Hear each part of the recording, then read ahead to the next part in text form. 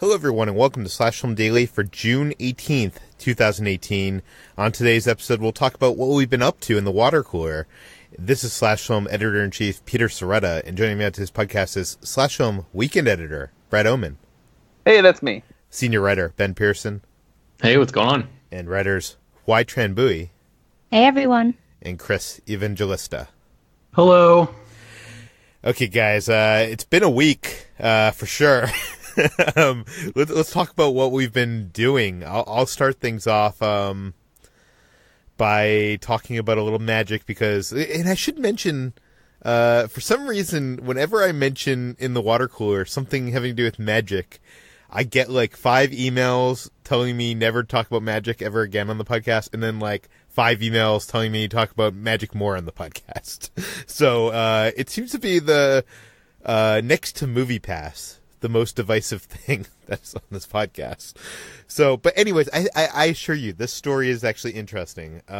This past week, I went to the Magic Castle with my friend Rudy. Before he came, though, I was wandering the castle, and immediately when I entered the establishment, someone I didn't know came up to me and started having this conversation with me, almost as if he knew who I was, or as if we had talked before, but I did not recall this person. I assumed maybe he read the website. This happens from time to time. Whatever. It was a strange conversation. I went on. Someone else came up to me, offered to buy me a drink. And I was like, this is really strange because this is, another person I didn't know, just like acting as if they know me.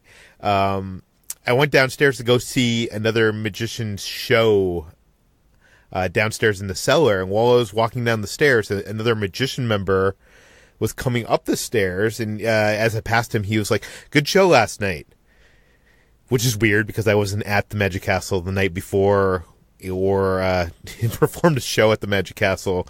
While I was watching the show down in the cellar, the magician I was watching, a guy named K-Dog, started to refer to me as under the name Nader. Which I corrected him. I was like, my name's Peter. Turns out there is a magician performing last week at the Magic Castle with the name Nader. I posted a video of one of his performances on Twitter. I'll link it in the show notes, but apparently he looks a lot like me. People on Twitter say that we should get together and do a double act. But it's actually strange because even after I kind of corrected this magician, I was walking around the castle, and there's this guy named Howard who is, I want to refer to as like the Yoda of the Magic Castle. He's like the guy, the older guy that you go to for advice, and I've had many conversations with him. And when I saw him, I was like, "Hey, Howard," and he was like, "Hey, can you get me tickets to the 10 o'clock show of yours?" And I'm, now I'm wondering if this whole time I've had, hours, probably like 3 hours combined conversations with this guy, if he the whole time thought I was Nader. Peter, all this sounds like a really elaborate way for you to prove that you're not this person when it's so clear that you are Nader. I mean, there's no other explanation here, right? Yeah, you and Nader should team up and do some kind of like magic show together. Yeah. Do a prestige, essentially. Yeah, that's what everybody's saying. But now, Ben, now that you bring this up, maybe this is a whole elaborate ploy to, see, maybe I want to perform at the Magic Castle and not know, have people that know the site know that I'm performing. So I've created this entire different persona. Yeah, I mean, if I learned anything from the Prestige, it's that most of the work happens off the stage in Magic. So, yeah, who knows?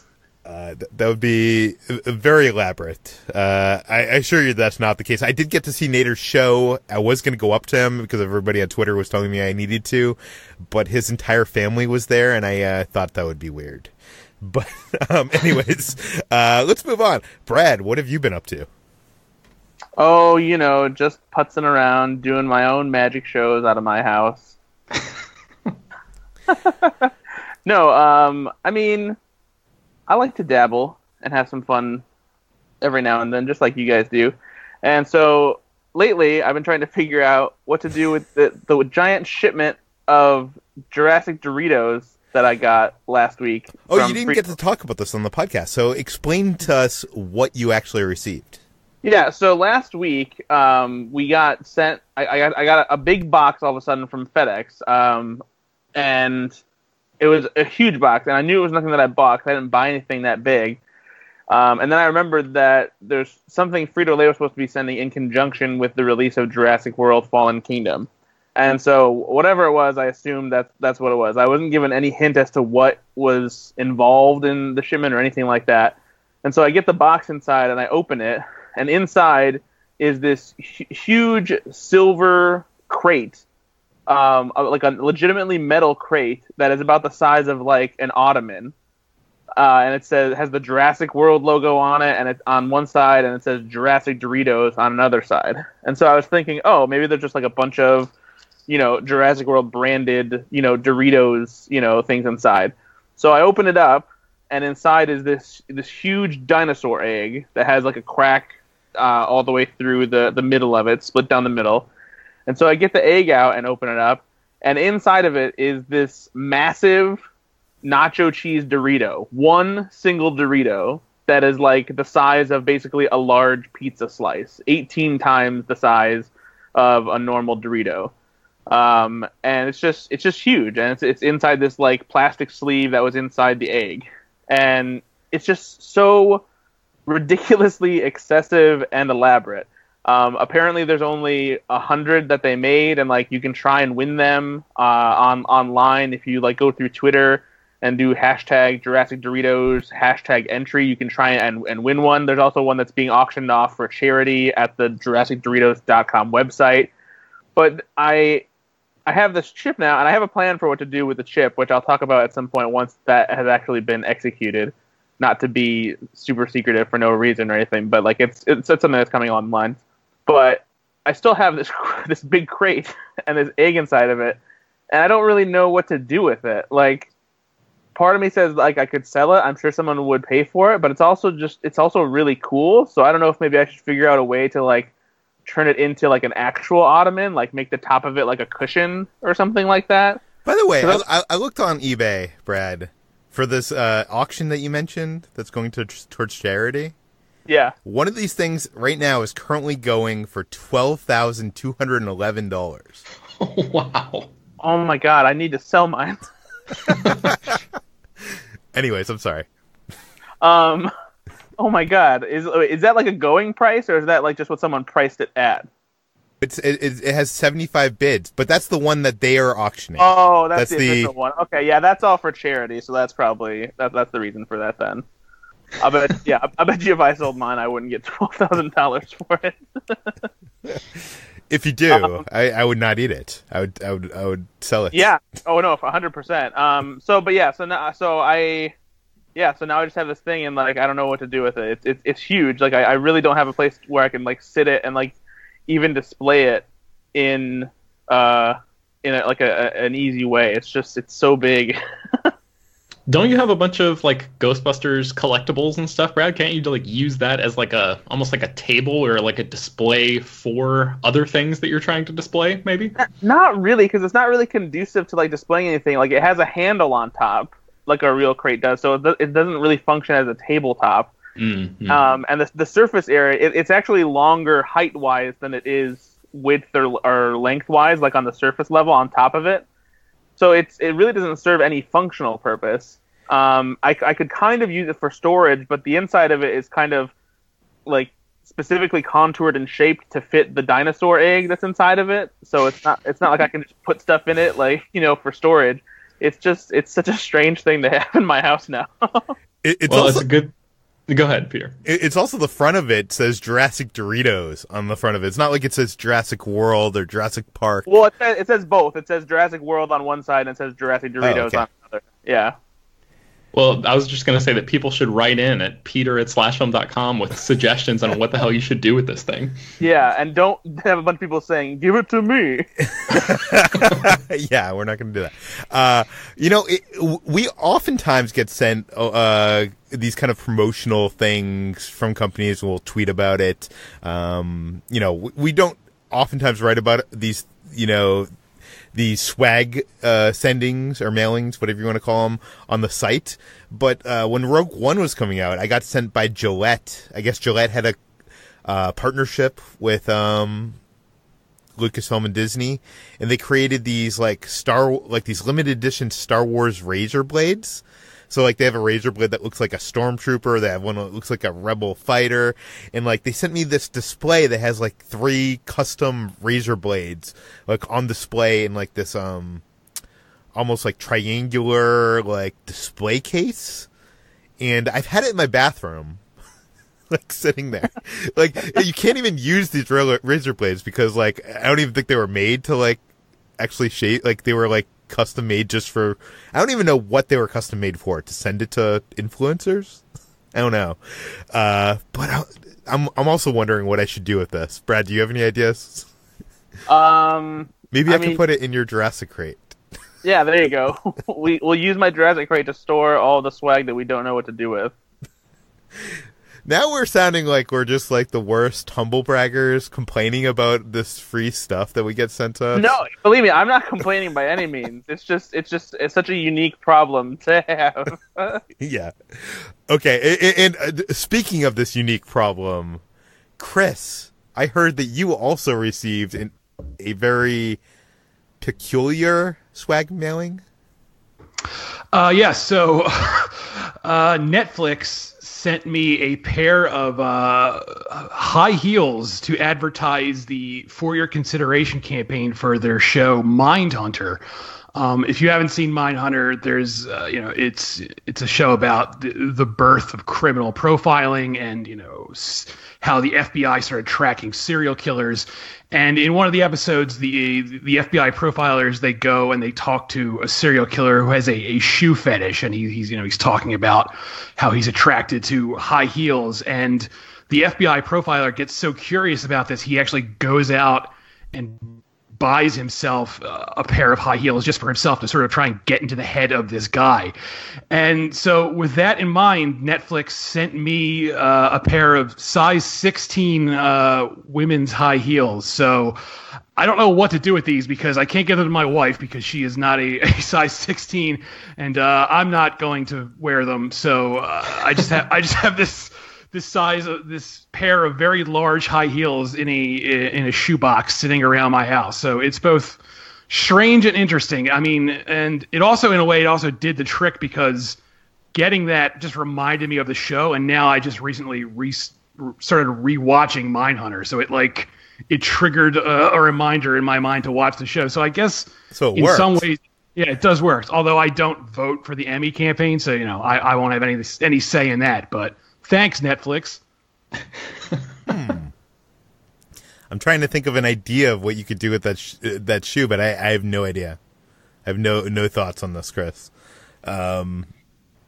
Yeah, I was going to ask the readers to write in and tell us what the most interesting, weirdest swag they've received in the mail, but I realize that this is a unique problem or a unique situation that only happens probably to people that write about or are members of an academy or something like that. Usually you only get sent something like this if you're enter a contest on Twitter. So, yeah. Anyways, but if you have any ideas of what Brad should do with his Jurassic crate, send it to peter@slashfilm.com, and I will forward along all the ideas to Brad. Thanks. Yes. Let's move on to what we've been reading. Ben, what have you been reading? Yeah, I actually received a book in the mail to sort of keep this particular swag train rolling that I didn't ask for, and I have no idea why I got it. I must be on some sort of list or something, but I figured in lieu of writing a full article about it on the site, it would be a good place to talk about it here, because this book is actually pretty cool. It's called The Movie-Making Magic of Star Wars, Creatures Plus Aliens. That's how it's styled on the title. It's a Cinemagic book, a brand that I've never heard of before.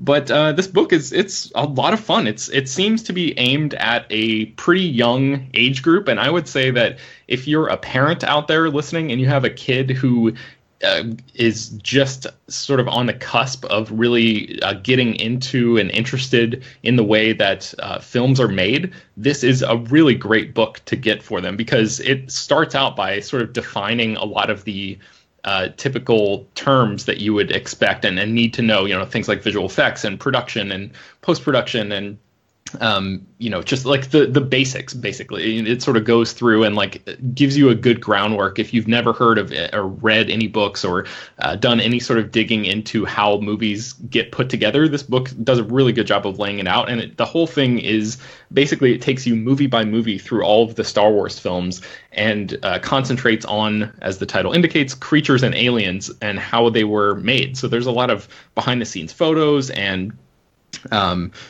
digital models and cool stuff like that. They have these little, one of the big sort of selling points of the book is that it has, in addition to just like the normal text and images you would find in a normal book, it also has like flip up areas where you can sort of see the same image. And if you flip up the image, almost like a pop-up book kind of thing, you'll see a second image where it's like halfway through the process. And if you flip that up, then you'll see the very first, version of that particular creature or something like that. So there are little concept art books that are like built into it where you can flip through and see art from guys like Joe Johnston and all sorts of people who worked on these movies. There's a bunch of behind the scenes photos of like Dennis Muren and Phil Tippett and people that like we probably know about because we've been writing about them for years, but younger viewers and readers probably don't know who these guys are at that stage in their movie development. But this is a really cool introduction to them because it really goes in depth in terms of like how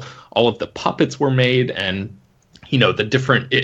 I think one of the parts in the book says it took 8,000 pounds of clay to make the mold for Jabba the Hutt, and there's a lot of cool little facts and stuff in there like that. So yeah, I just wanted to give a quick shout out to this book. It has like I said, something from every single Star Wars movie all the way up through Solo: A Star Wars Story. And one thing, even though we write or have written so much about that movie, there was one thing in here that I had never heard of before, and that was, I think his name, let me pull up the page right now, Rio Durant, the character who is voiced by Jon Favreau.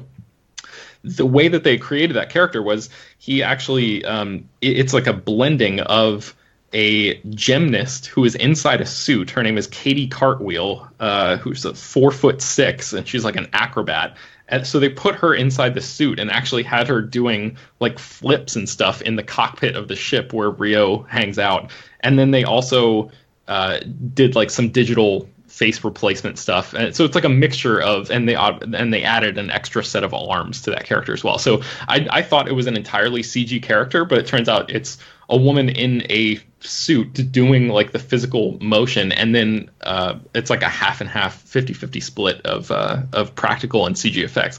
And I had never heard that story about the creation of that character before. So yeah, there's a lot of cool stuff in here if you're interested in the inner workings of Star Wars. Do they actually show like what was augmented onto the reality of that performance, or they say that let's see, inside the suit was Katie Cartwheel, 4'6" acrobat and gymnast whose arms operated Rio's front pair. A second set, which extended out of the suit's back, was added digitally by artists at ILM. The suit didn't have a face, so Cartwheel was able to see clearly as she undertook the role's physical demands. Crazy. ILM later added Rio's CG face in post-production. So, yeah, there's not like a particular image of that, but there are, and that's one of the cool things about the book too, is there's a lot of images of like, all of it's like a, what would you call it? Like a cross-section image of like the puppeteers inside of Jabba the Hutt's body and stuff like that. So it shows you, there was room for 6 guys to be inside there, each one moving different parts of the creature. And it was one guy's job just to push the chest in and out, so it simulated breathing and all sorts of cool stuff like that. So the book again is called The Movie-Making Magic of Star Wars: Creatures Plus Aliens. So yeah, I'd recommend it, especially for younger readers. Wait, so quick question. So there's a gymnast whose real name is Katie Cartwell. Cartwheel, yeah, but it's Cartwheel? Cartwheel with a K, and Katie is with a K as well. So yeah, what are the odds that I know someone with that name would literally just grow up to do cartwheels for a living? That's I wonder if it might be a stage name, but still, that's pretty cool. I hope not. I want that to be her real name, and it just fate. The other thing while you're reading this, like, I always think of things from the writer's perspective, because we write about so much stuff. And I like, when I hear you relay that fact about how many cans of clay were used to create the mold for Jabba the Hutt, I'm like, where did the writer get that information? Like, is someone at Lucasfilm, like, is there like an invoice, like, that they actually were like, you know, back when they were making Return of the Jedi, we're like, you know, we use this many cans, you know, because it's like, yeah, I think so, because there's a ton of interviews in here too, like not like super in depth ones, but basically for every creature created, the author was able to talk to the people who actually designed and created these creatures. So yeah, there's a lot of stuff in here directly from Lucasfilm. It's not just some guy doing, you know, individual research or whatever. So yeah, I think he probably did get access to that. And then, you know, I would think if there's like a Lucasfilm, like a creature shop or something, they probably have some stories, you know, locked and ready to go in case journalists come by asking for stuff. And they probably told the story of how Jabba the Hutt was created so many times that they have done the math already and, you know, figured out, it's this many kind of things, just to sort of make it sound impressive or like give people a baseline for being able to wrap their heads around it. For sure. Okay, let's talk about what we've been watching. Over the weekend, I decided to use my Movie Pass and go see Ocean's 8, which I enjoyed. It was fun, but kind of disposable. I don't think Gary Ross quite captured the style and feel of the Ocean's films. It almost seems to me like this would have been better if it wasn't trying to be part of that franchise and it was just a standalone film about a bunch of you know, female heist kind of thing, without her being related to Danny Ocean. Also, the lack of a real threatening antagonist, I think, hurt the film. But I really liked Anne Hathaway. I shockingly like James Corden in this film, and Aquafina, who I guess is a rapper. I mean, I'm not. She's a YouTube rapper, actually. A YouTube rapper. I didn't have any idea who she was or whatever, and she only has a really small part in this film, but I really enjoyed her, and I loved her kind of just vibe. So I hope she gets more roles. But she's going to be in Crazy Rich Asians this summer. Oh, good. Actually, did you see this movie? Yeah, I talked about it. Oh, yeah, I talked about it last week, I think. Yeah, I thought I had the same thoughts as you. I enjoyed the cast and their chemistry, but I thought the direction was kind of pedestrian. Yeah, agreed. I tried over the weekend to go see "Won't You Be My Neighbor," the documentary on Mr. Rogers, which is, I don't know, maybe a slightly interesting story. We were out eating. We were like, is there any movies we can see within a certain time period? And, 10 minutes away was the Landmark movie theater. And we tried to get over there to use our movie passes to get into this movie. We knew that we were going to be arriving like right when the movie started, but I thought maybe, we could buy the tickets, even though it was like a minute or two after the movie showtime, because there's 15 minutes of trailers. Turns out the theater we were going to is one of the rare movie theaters where they actually have on MoviePass you can buy advanced tickets. You can actually select your seats. So we ran into the rare problem where when we arrived at the theater, there was no way to use the MoviePass card, and because the showtime had already started, you could not select seats in the MoviePass app, so there was no way to use MoviePass. So we decided not to spend the money and not see the movie. But more on that movie a little bit later. I just want to say one last thing in what I've been watching, and that is Westworld. Saw the next to final episode of this season. I am and I watched Westworld last night. Last night's episode filled in some of the holes that I thought. I don't know why. I always think that the showrunners of the show, Lisa Joy and Jonah Nolan, are sometimes sacrificing logic for story. And there's some things that don't make sense in the show, and continuously they come back like episodes later after I'm like, this really doesn't make quite the sense, but I guess they're just trying to tell the story. And then later there's some kind of explanation that totally explains everything and makes me feel like an idiot for ever questioning them. Chris, I know you've been watching this show for the site. Do you feel the same way? Yeah, I think that's true. Although I do think a lot of times it seems like they're just sort of making it up as they go along, and then they quickly come up with a solution, like in the after the fact. But yeah, I do agree with that. Yes, that's what I really wonder. Is it like all in the plans, or is it retroactively, trying to fill in those holes? And sometimes, like with like the scalp stuff that they kind of justified in last week's episode, I think obviously that seems retroactive to me. But there's, stuff that happened in last night's episode is filling in holes that were left, from things that were a couple episodes ago, which I would think that they would have, ironed out those kind of plot details by the time that they were writing, an episode that was 2 episodes ago and now. So it almost makes me wonder, like, why leave those holes out there? Like, I don't know. Maybe it is satisfying. I mean, I guess it's satisfying for me, 2 episodes later to be like, oh, okay, there is a complete justification. And if anybody's listening to this that is watching Westworld, I'm talking about the hats in specific here. But yeah, anyways, let's move on. Chris, what have you been watching? Well, I was able to see Won't You Be My Neighbor over the weekend. I saw it yesterday, actually, and it is as great as everyone's saying it is. And yes, it did make me cry my eyes out. The I don't want to give away, I guess, spoilers, even though you can't really spoil a documentary, but the way the very last scene of the film is set up, it goes through this sort of like quick little montage, and it cuts to black, and the entire theater was like dead silent, and this like choked sob just came out of I couldn't like hold it back. It just came out and like it filled that silence, and it was just like, it was just this uncontrollable wave of emotion that washed over me. It's a very wonderful movie, and if you're miserable about the world, and I understand if you are because everything is a nightmare right now, I recommend going to see this, because it will remind you that,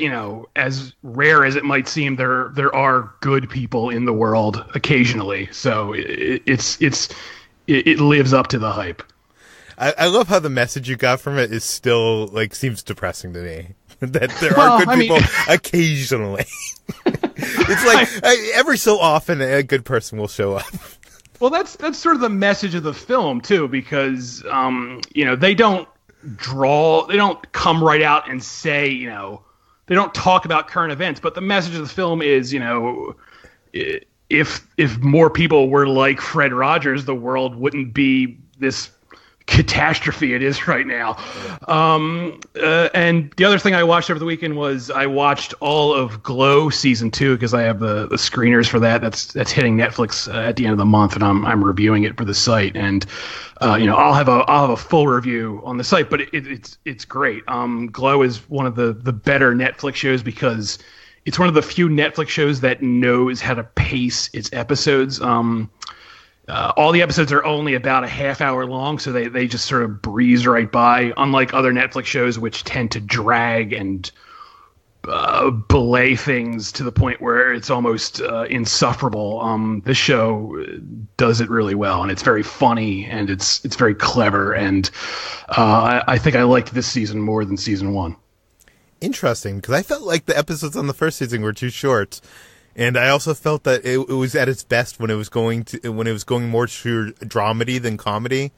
But you're saying this season is more of a comedy? No, that drama element is still there, but it's an even balance where it's both very funny, and it also it takes things very seriously. It balances that comedy and drama very well, better than a lot of other shows I can think of. So I highly recommend it. Do we know when Glow season 2 is going to hit Netflix? I believe it is the 29th, so the end of the month. Not this Friday, but next Friday. Cool. HT, you've been at the movies. What have you been watching?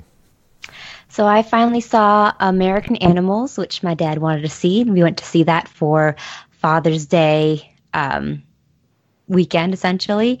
And it actually surprised me because I had heard mixed reviews about it, but it was almost like a mix of a true crime documentary with a well-made heist thriller. So the movie itself is a little bit conventional and thinks itself a little too clever, but I enjoyed it for what it was, and Evan Peters is really good in it as well. So that is a movie that was fun to see, and I used my movie pass for it too, which coincidentally, Movie Pass co-acquired that film through its distribution deal with some independent studios. So I guess it wins in the end. And the other film I saw this weekend was... Do they win? Because they paid for you to go see their movie and made no money off it. Yeah, I guess they actually lost money because they actually lost half the ticket price to the theater that you saw it. Right, and then they also bought the film as well, so just like double the losses. Yeah, I don't really know Movie Pass's strategy, but thanks for the free movies. The other movie I saw was Incredibles 2, which I really enjoyed. So I'm going to say something controversial in that I thought the first Incredibles was just fine. It wasn't one of my favorite picks. I know. I always thought it was just like a fun family action superhero movie. I didn't really think it was, one of the best Pixar movies. I admittedly have not seen it in a while, so my opinion may change, but I liked Incredibles 2 more than the first film.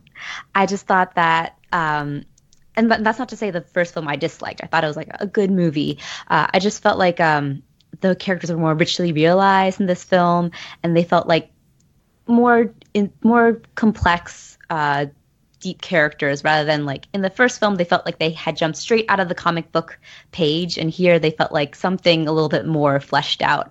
And I really enjoyed it. I thought the sort of the family dynamics were fun. I thought Elastigirl's whole subplot was really great. I liked the villain a lot. And even though the twist, like you said, you can see it coming from a mile away, I really enjoyed it. And just like, it was filmed really well too. I think it looks very cinematic in a way that pleasantly surprised me, especially the scene that people have been warning about the a possible epileptic, the strobing sort of scene. Yeah, the strobing scene. That scene was really well done. So it's a beautiful movie to watch. So I liked Incredibles 2 a lot. It was incredible. Ben, what have you seen at the theater this week? I saw Ocean's 8 as well, and I pretty much mirror your and HT's thoughts on that, so we don't really need to go into that anymore. I also caught up with Jumanji Welcome to the Jungle, which I heard from practically everyone that like, oh yeah, this movie is better than it has any right to be. It's better than you think. It's actually pretty good. And I'm here to say that you all are wrong and you've led me astray because this movie is garbage. This movie is garbage. I don't understand how. No. Come on, people. Come on. Ben, you're wrong here. You're wrong. Oh my God. I was like sitting there like, I cannot believe that people are giving this movie a pass. Okay, so the one thing that I did really appreciate about it is that The Rock has sort of been rubbing me the wrong way over the past, year or two, and maybe I just need to stop following him on social media. That might actually sort of help some of this, but he, all of the characters that he plays are very much like just shaded versions of The Rock trying to be a cool guy. Like it's hard to separate the man from the characters that he's playing because he's like such a big superstar, and that's really what he's leaning into as a performer these days. But I thought in Jumanji I didn't get that sense at all because it's one level removed, right? It's supposed to be The Rock is playing this kid who is, there's like one extra person in the mix because The Rock is an avatar, a video game avatar that this kid falls into. So anytime you see The Rock doing anything, it's ostensibly being controlled and all the decisions and actions are being made by this kid.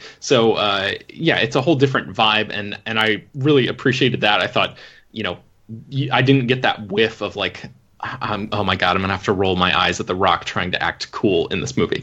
So I'll give it that. But the humor, I thought almost all of it just fell flat. I mean, Jack Black did what he could with with that role, but there's just it felt so. Ben, if you had seen this in the movie theater, you would have heard the people laughing all around you.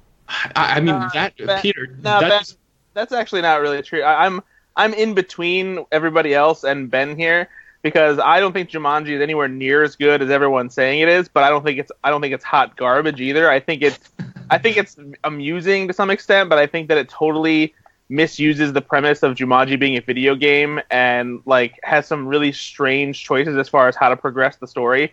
But I think that everyone's great in the movie. I actually love Jack Black in this role. It's a one note character and how he approaches it.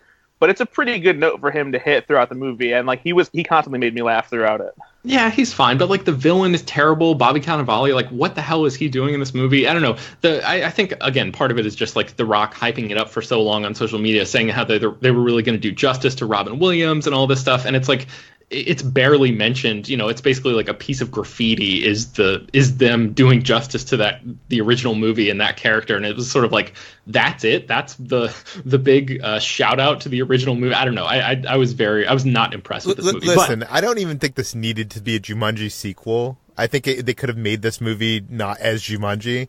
But I just think the playing against type, the Avatar thing that you're talking about, and also the video game construct was just kind of clever. It was never used to its full potential. I agree with you, Brad, that the villain was not great or good at all. But I don't know. I just went into it expecting, a dumpster fire and was pleasantly surprised. Well, one movie that I was super surprised about was 2001: A Space Odyssey. I'd never seen this movie before, so I went to the ArcLight and saw it here in Hollywood. They're doing a big 70 millimeter, sort of like a restoration, but I guess Christopher Nolan was involved in doing that, and he actually prefers the term an unrestored version of this movie because he was working with Warner Brothers to use the original negatives that Stanley Kubrick worked with and created, and I guess he basically has restored the movie to the point where it looks almost exactly like it did for audiences when it first came out in 1968. So this is a film that I have been frankly sort of scared of for years. I just, everybody reveres this movie, and I always saw the 2.5-hour runtime and, the fact that it came out in the 60s and it was a Kubrick movie and everybody loves Kubrick, and I just thought oh God, I don't know. I'm going to have to be in the right mood when I sit down and watch this. And I actually had the Netflix disc plan. I still have it. But I ordered this on DVD or whatever, had it shipped to me years ago. And it just sat on my coffee table for 3 months or something because I just couldn't bring myself to watch it in this way. And I'm so glad that I waited to see this in the theater the first time because I love this movie. It was completely an immersive experience. I saw it in the Cinerama Dome, which is an incredible way to watch this film. And I'm looking on the ArcLight's website right now. So if anybody happens to be listening to this and you're in LA and you've never seen this movie or just want to see it this way, it's playing until Tuesday and Wednesday of this week, and maybe more than that, but that's all the website says. So definitely go see this movie in this presentation because it looks amazing, and I thought I was going to be bored, and I was not bored at all. This movie is pretty incredible, and I'd seen so much of it through pop culture recreations and homages over the years, but watching it in full in an environment like that, there's really there's no better way to do it, I think. And I actually had DVR'd it in September of last year, and it's just been sitting on my DVR as well. So when I got home, I clicked play just to see the difference of, watching it on a huge screen and then watching it on my TV in my living room. And I, again, am so glad that I was able to see it on a big screen. So for anyone out there who is interested in seeing 2001 and hasn't seen it yet, go to a theater if you can. Sometimes, depending on where you live, maybe they'll do repertory screenings or whatever if you can't catch this particular run in the theaters. But I would highly recommend waiting for a theater because I feel like it's going to make all the difference in the world. Did your screening have the intermission? Yeah, it did the whole thing. It did the overture. There's like a 4-minute overture at the beginning before the curtain even pulls back, and then there's like a 10-minute intermission about 2/3 of the way through, and then it gets crazy after that, because that's like the last third of the movie goes into this Jupiter and the infinite beyond section, and it's pretty wild. Yeah, I actually ran over to the ArcLight to the Cinerama Dome because Quentin Tarantino was shooting his new movie there. We wrote about it on the site. I'll link it in the show notes. And they had turned back time and recreated the Cinerama Dome when it was first opening in the 60s. And I wanted to see that and get some photos. But when I arrived there, I was like, 2001? We're in the wrong... Oh. They had taken down all the set decorations. So, yeah, I didn't get to see it. But anyways, Brad, you also got to see a bunch of movies this weekend. What did you watch? Yeah, last week I caught the Thursday night sneak preview screening of Tag, and I don't want to say that I was disappointed because I enjoyed it for the most part, but it was not nearly as good as I thought it would be. The trailers made it out to like it was going to be pretty funny. I thought it might be kind of like a sleeper comedy hit of the summer, and it's definitely enjoyable. The cast is solid in it, but there's too many lulls between laughs, and it has a really hard time balancing what they try to make out to be the touchy-feely, like, close friends side of the story with the stylized action comedy element of it. And plus, at times, when it feels like it might dig into, like, the more, harder side of friendship as far as, like, changing over time and growing away from each other, when it might dive into those issues and how we don't necessarily know everything we think we know about the friends that we stay in touch with but maybe only see so often, it kind of veers away from that in favor of just focusing more on the game of tag itself, and like it tries to cram a lot into the end as far as like the pulling at your heartstrings, and it never really feels like it earns it. It's good, but it's just not. So not worth seeing in the theater. Yeah, I honestly wouldn't. I don't think it's really worth going out of your way to see it in the theater. It's one that you could catch at home, watch it with some friends or something like that. How was Jeremy Renner's arm? You know what? You can't. You don't even notice it. Honestly, actually, let's clarify for people that don't know. Jeremy Renner, broke his arm in the first week of shooting or something like that? And no. He broke both of his arms during the first few days of shooting Tag, and so for most of the production, he had to wear these casts on his arms that were like green screen casts that they could digitally paint over later. But honestly, for most of the movie, he's wearing sleeves, whether it's like a hoodie or a jacket or a suit coat or something like that. So there's only really one scene where you see his arms, and you cannot even tell at all that they have digitally painted over his arms in any capacity whatsoever. It's not noticeable. We are living in the future. Okay. I love how that's my indication of we're living in the future. And you saw Incredibles 2 again? I did. I saw Incredibles 2 again. I actually liked it even more a second time. I still don't think it's quite as good as the original, but I love this movie. I wish that you liked it more, Peter. I know that you still really like it, but I wish that you would appreciate just how good it really is, because everything about it is fantastic. You know what? I after hearing HT talk about it, I do agree with her that the character dynamics, I think, are richer, that the animation and the design is deeper. It just, to me, I think it's the story. I think the whole villain thing, to me, like, just sours me. And there's also I don't want to get into spoilers, but there's a trope in movies, and especially comic book movies, that is employed by the villains in this movie that I just hate. And it works. It works perfectly. It's executed fantastically. It makes sense. No. When that trope comes along in any movie, I don't think there's one movie that it comes along, or TV show that comes along, that like I just don't zone out. I'm like, oh. Yeah, you're wrong. No, it's fine though. Okay. And then I watched Mulan for the first time. What? Yeah, I had never seen Mulan. So Mulan came out in 1998, which was kind of right around the time that I was starting to grow out of Disney movies a little bit. I was starting to like be a typical teenager and watch music videos and watch more adult movies and things like that. And this is also around the time where I honestly just wasn't really interested in what Disney was putting out there, because after Mulan and Tarzan basically was when they started churning out a lot of really bad stuff for the next 7 to 10 years, with the exception of Pixar movies. And so I never really got around to watching Mulan. So I finally did recently, because it's been sitting on Netflix. It's been in my queue forever, and I was like, you know what? Let's finally. I got some spare time. Let's sit down and watch this. And I will say that I think it's fine. I don't know if it's just because I didn't grow up with it that I don't have this amazing reverence for it and love it, but I feel like it's pretty average. I appreciate that it was progressive for the time by putting a female character like that in a role where she's a warrior and she's not a princess that needs to be rescued and that kind of thing. But I feel like for a Disney movie, as beautiful as the animation is, I don't think the soundtrack is anywhere near as good as the Disney movies that I love, like Little Mermaid, The Lion King, Beauty and the Beast, Aladdin. And honestly, I don't think Ming-Na Wen is all that great as Mulan. I think she's kind of a bad voice actress.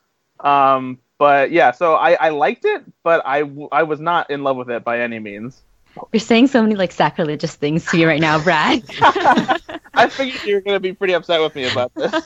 Just like the soundtrack, at least, is amazing. I can't believe you weren't immediately swept up by "I'll Make a Man Out of You," but you know what? I do love that sequence, but that's the best song in the movie, and I don't think it shakes a candle to like anything in Aladdin or The Lion King. I don't know what to say, Brad. I'm speechless. See, I'm like in between HT and Brad, as Brad was with Jumanji. I'm kind of like in between. Like, I don't think it's the classic that some, I guess, millennials think it is. But I also don't think it's a bad movie. I think it's an okay Disney animated movie. But yeah. Anyways, let's move on to what we've been eating, which is a weird category.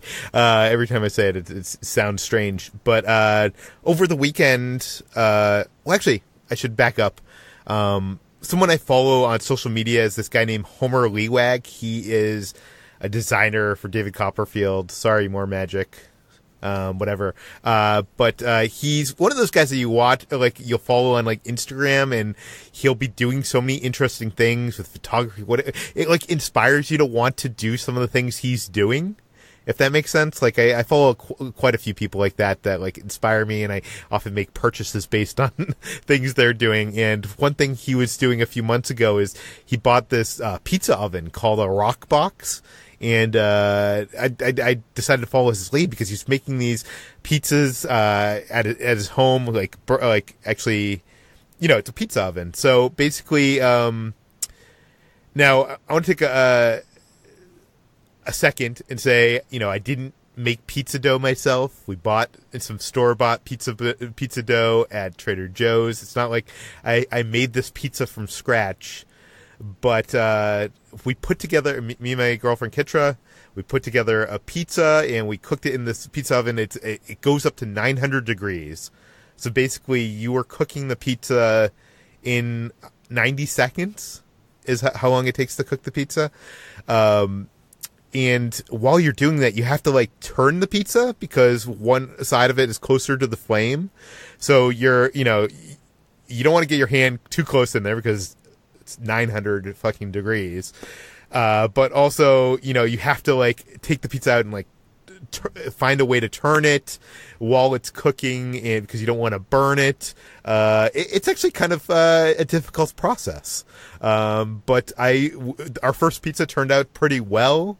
I found it rewarding, and I think the next step is we're gonna try to make our own pizza dough and try to learn the art of the Napolitan pizza making, which is what we did. We like pushed the air to the crust, so it's like this nice airy crust, and it looked and tasted amazing.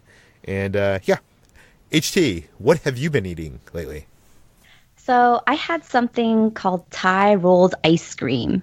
There is this new Thai rolled ice cream store that opened at this kind of shopping area near me, like a district. So I tried it out, and Thai rolled ice cream is essentially ice cream that has been made on like this frozen grill. They pour the cream onto the grill, and then they start kind of like stir frying it essentially, and they throw other sort of toppings and things in it and like mix it up. And then at the end, they spread it till it's flat and then roll it up until they're kind of like these like roll of quarters, essentially, like that, a size of a roll of quarters. And they put it in a cup, and it's really good. It tastes like normal ice cream, but you can customize it by whatever toppings or whatever kind of flavors you want. And they have some really wacky flavors, like green tea ice cream or something like that. And it's really good. I enjoyed it. And it's a really fun thing to watch, just to like see them make it in front of you. So it doesn't taste any different, but does the fact that it's kind of like in these thin rolled up layers like feel any different while you're eating it? I mean, I guess it kind of tastes creamier, feels creamier in a way. It's not that different. You just kind of eat it with a spoon and like kind of dig into these little rolls sort of thing. But yeah, it's really good. And it's like a fun little Instagram moment that you can use, essentially. It's funny how many restaurants and food places are popping up that I think are pure Instagram hotspots. Like, yeah. Yeah. Anyways, let's move on. Brad, I've been staring at Postmates, and they for like the last week, they were offering free delivery of Burger King for their pretzel chicken fries, which sounds like three words that shouldn't go together. And I was tempted, but I've been trying to eat better. I hear that you have tried them. How were they? Indeed, I have tried them, and they're not bad. They're honestly nothing really special. It's really just the normal Burger King chicken fries, but the breading feels a little bit crispier because it has small chunks of pretzels in the breading. So it's just really a crunchier version of chicken fries. There's not too much of a noticeable difference in taste or anything like that. So if you're somebody who likes your chicken fries a little bit crispier, then you might want to try the pretzel chicken fries from Burger King. They're pretty good. I dipped them in honey mustard and enjoyed them for what they were, an unhealthy lunch choice. And speaking of healthy, you also had some unhealthy dessert. I did, yeah. I didn't have this in the same sitting, but I was able to stumble upon a new flavor of Kit Kat that's available in the U.S. for a limited time. It seems like every summer now, Hershey's is doing this thing where they release a few new flavors of some of their signature candies. It's kind of this like tastes from across America like flavor line. And so like last year they did this. They had like a cherry cheesecake Hershey bar, like inspired by New York. And they had like a Texas barbecue payday. And then they had, what was one of the other ones that they had? I forget. But this year they had a pineapple coconut Hershey Kiss, which I tried a while back. It's pretty good. But I finally found a chocolate-covered strawberry flavored Kit Kat, which is pretty good. They've released strawberry Kit Kats before for just for shits and giggles, and now this one's chocolate-covered strawberry. So it's basically just the regular Kit Kat with like a hint of strawberry in it. And it's got a nice mix of the chocolate and the strawberry that it doesn't really taste exactly like a real chocolate strawberry for obvious reasons. But it does a good job at capturing the artificial flavor combination of the two. So chocolate-covered strawberry Kit Kats available for a limited time at a store near you. Let's talk about what you've been playing, Brad, because I know last week you wanted to talk about Jurassic World Alive, but we didn't get to it. So tell us about it. I kind of forgot about it. Jurassic World Alive is a mobile game that's out now for all your mobile devices, iPhones. I think it's on Android as well. And the easiest way to describe it is that it's basically just Pokemon Go with dinosaurs. And so the mechanics of the game are slightly different. Obviously, it's location based, and so just like Pokemon Go, you have to go out, outside and walk around and go to different, areas to find new dinosaurs. You can't just stand in one spot and have them all come to you.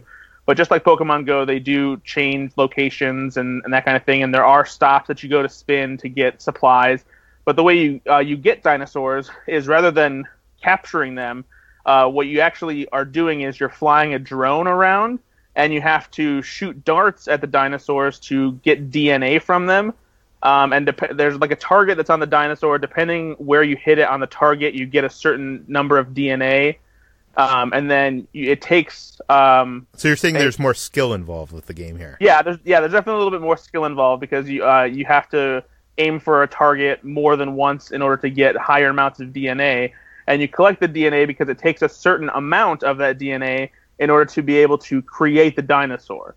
And then once you have the dinosaur as part of your collection, you can keep collecting DNA for that specific dinosaur to level it up and make it stronger and give it more health, because you use these dinosaurs in a battle area where it's, you have a set team of dinosaurs that are basically what's pulled from for your battle, and it's a set of 8. And then when you go to battle, it picks 4 random dinosaurs from your team that you have to use to fight another person's dinosaurs, and you have to win 3 of those fights in order to win the match and get points to like climb up the ladder of different levels that are tied to locations from the Jurassic Park franchise. So, is this game better than Pokemon Go? It's a little more interesting, simply because one of the cooler things about it is that as you get more dinosaurs and like they level up, once you get certain dinosaurs to a specific level, you can start using the DNA to create hybrids. So, like, you can create a hybrid of a Stegosaurus and a Triceratops, and once you get enough DNA to create that hybrid, you have that dinosaur in your collection. And there's a bunch of hybrids that you can make. You can get the Indominus Rex, you can get the new Indoraptor, and it has all the dinosaurs you've ever seen in the movies, and some that have never even appeared in the movies. So there's that kind of fun aspect to it. And some of the dinosaurs obviously are more rare. The Tyrannosaurus Rex is pretty hard to stumble upon. There's incubators that you can use to get more DNA and get more supplies and things like that. So it's pretty fun. I've been enjoying it. What else have you been playing? And then to do my usual music playing portion of this part of the podcast, I've been listening to The Incredibles 2 score because it's every bit as good as the movie is, because Michael Giacchino's score for The Incredibles was fantastic, and this is right on par with it. I love The Incredibles theme. It's been one of my favorites for a long time, and he does some really interesting things with the sounds in this one. He had some new instruments in play and does some funky things with it that spice it up and make it so that it's not just a rehash of the first movie. Yeah, I think both of Giacchino's scores that are both movies coming out this month are pretty damn cool. But yeah, that brings us to the end of an extended edition of Slash Film Daily. If you made it this far and you like the podcast, please go to iTunes, give us a rating, give us a review. This podcast can be found every weekday on iTunes, Google Play, Overcast, Spotify, all the popular podcast apps. As always, please feel free to send us your feedback, questions, comments, concerns to peter@slashfilm.com. Tell us where Brad should put his Dorito crate, and we'll see you tomorrow. Thanks for listening.